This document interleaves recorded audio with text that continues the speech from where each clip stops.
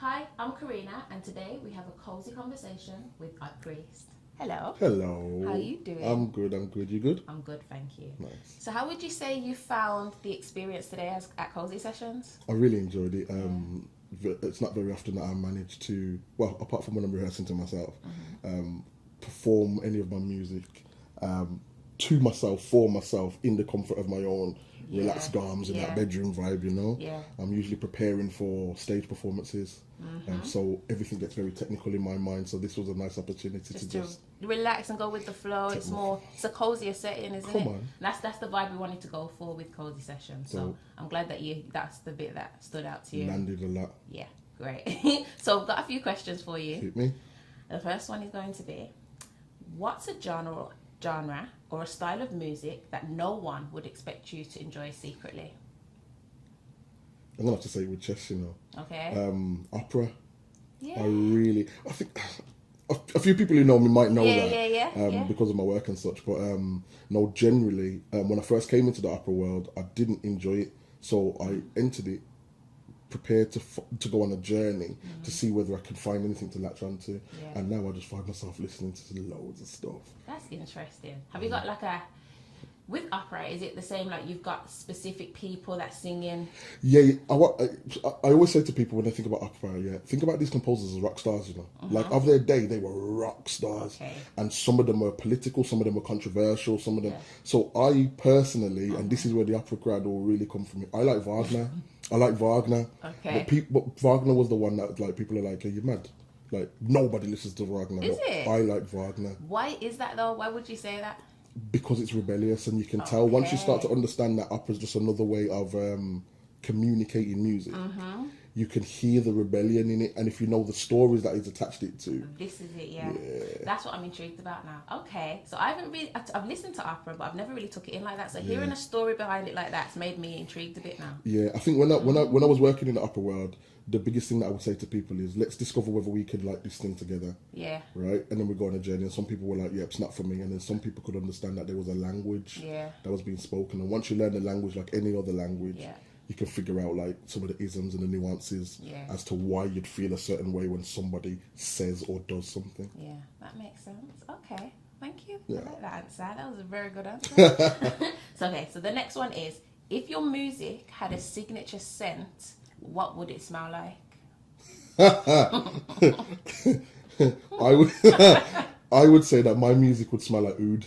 Okay. But Yeah. Do you want to know why? Go on. All right, the oud, sort of like the amber and tobacco roots, that kind of route. And the reason why is because it is a nostalgic old school smell, but it's got like new age tones to it. So everyone's trying to bop it now.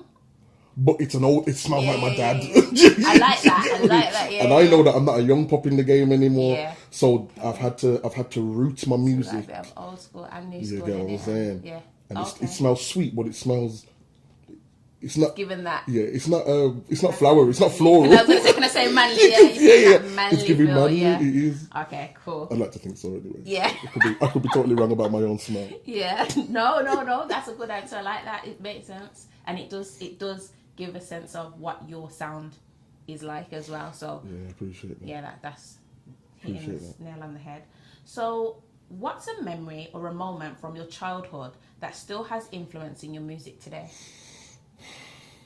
It's a collective of memories, but I think an image that stands out is being at our flat at Schofield Tower. Am I allowed to give my address out? People well, I don't live there, no. Nobody's looking for me down there. I'm not going to get a number, by the way. But just being at the flat, me, my brother, and my mum, and she used to listen to, I think what's Donna Marie or Donna Summer. Okay. Donna Summer, right?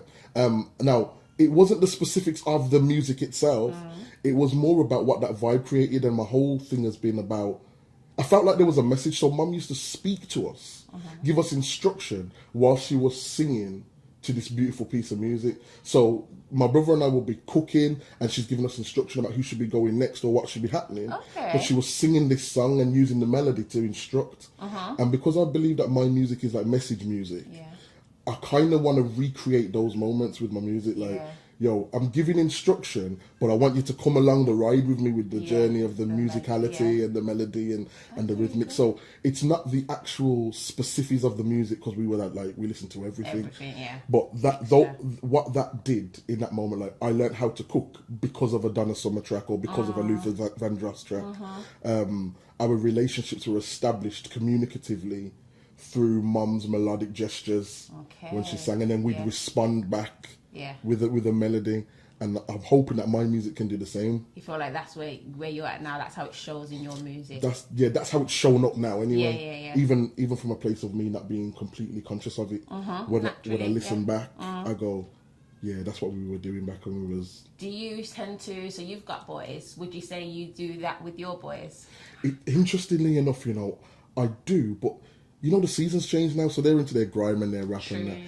However, those boys are old heads, right? So I do find that we do have moments like that. Yeah. Because it's so instinctive, I don't recognize it. Yeah. So other people point it back out to me, and then I license it back to, oh, that's what Mum used to do all the time.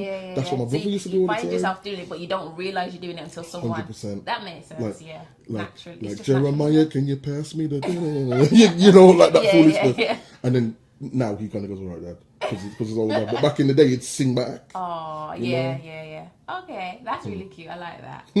Right, so... what's a belief or a philosophy you hold as an artist that most people might not agree with?